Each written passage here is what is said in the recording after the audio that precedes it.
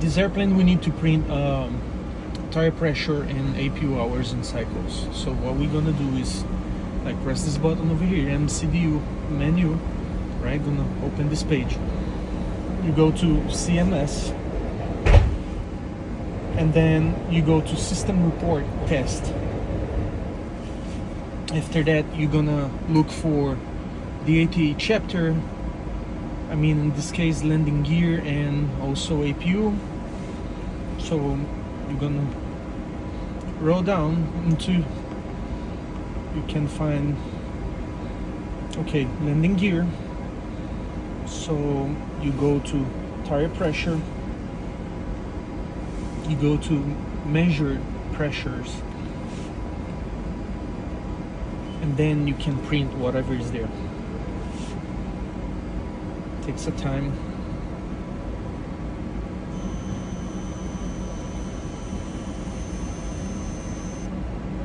And then we have all the information printed.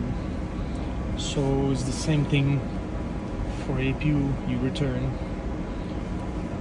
one more time, and then you scroll down until you get to APU. It's 49, and then, if I'm not wrong, is service data. If it's not, it's run report. Yeah, service data. So we have the hours and cycles.